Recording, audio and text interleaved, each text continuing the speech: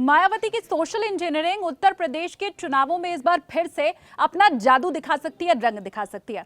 77 लोकसभा सीटों के ऊपर प्रत्याशियों के नाम का ऐलान मायावती की तरफ से कर दिया गया है। इसमें सबसे ज्यादा सवर्णों की संख्या है, मुस्लिम प्रत्याशियों की संख्या है। और अब यही उम्मीदवार, बसपा के यही उम्मीदवार न सिर्फ सपा की नींद उड़ाए हुए हैं बल्कि बीजेपी की नींद भी उड़ाए हुए हैं। किस तरह से 2007 में इसी सोशल इंजीनियरिंग ने मायावती को उत्तर प्रदेश की कमान दी थी, अब एक बार फिर से वही सोशल इंजीनियरिंग मायावती के लिए क्या फायदे का सौदा साबित होगी, इसी के ऊपर करेंगे चर्चा। देखिए, 3 सीट ऐसी है जिसके ऊपर मायावती की तरफ से प्रत्याशी बदल दिए गए। तीनों ही सीटों के ऊपर मुस्लिम प्रत्याशियों को खड़ा किया गया है। अब ये 3 सीट कौन सी है? पहली संत कबीर नगर, आजमगढ़ और डुमरियागंज। पहले इन दोनों सीटों के ऊपर जो प्रत्याशी बदले गए हैं, 2 से 3 बार बदले गए हैं, वो आप जान लीजिए और उनका नाम जान लीजिए। संत कबीर नगर के साथ शुरुआत करते हैं। यहां पर सबसे पहले मोहम्मद आलम को टिकट दिया गया था, उसके बाद सैयद दानिश को प्रत्याशी बनाया मायावती ने। लेकिन दानिश का नाम वोटर आईडी कार्ड में था ही नहीं, वोटर कार्ड में था ही नहीं, फिर उनका भी बदलना पड़ा। उनके भाई को टिकट दिया गया है और अब मोहम्मद नदीम अशरफ संत कबीर नगर से बसपा के प्रत्याशी हैं। अब अगली सीट आजमगढ़, यहां से भीम राजभर को पहले टिकट दिया मायावती ने, फिर उसके बाद उनकी सीट बदल दी, भीम राजभर की सीट बदल दी और उन्हें सलेमपुर भेज दिया। उसके बाद से यह कयास लग रहा था कि यहां से कोई मुस्लिम उम्मीदवार मायावती की तरफ से उतारा जाएगा, क्योंकि यहां पर गुड्डू जमाली का कोई प्रतिद्वंदी ढूंढना था, तो वो कोई मुस्लिम कैंडिडेट हो सकता है।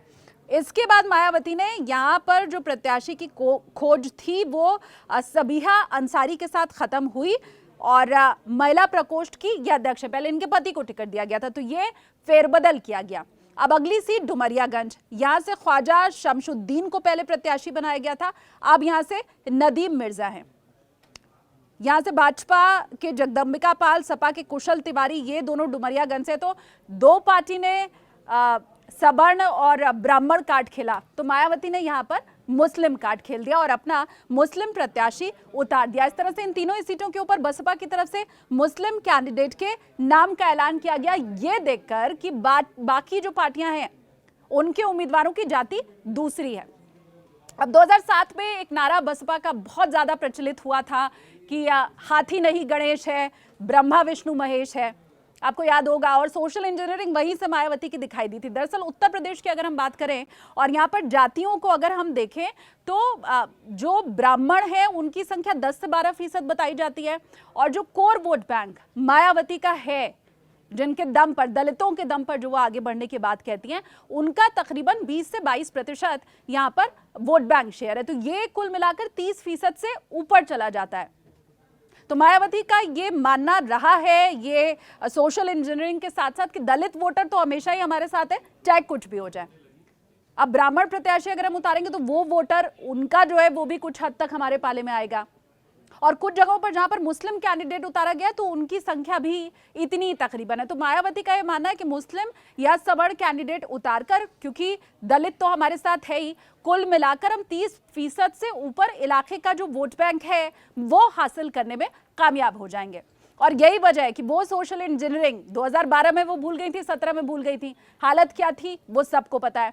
24 में ये नारा तो नहीं उछल रहा है कि ब्रह्मा विष्णु गणेश है, हाथी नहीं गणेश है, ब्रह्मा विष्णु महेश है, ये नारा तो नहीं सुनाई आपको दे रहा होगा, लेकिन चाल लगभग उसी सोशल इंजीनियरिंग की मायावती की दिखाई दे रही है 2024 के लोकसभा चुनाव में। और यही सबसे बड़ी परेशानी का सबब सपा और भाजपा दोनों के लिए इस वक्त बना हुआ है।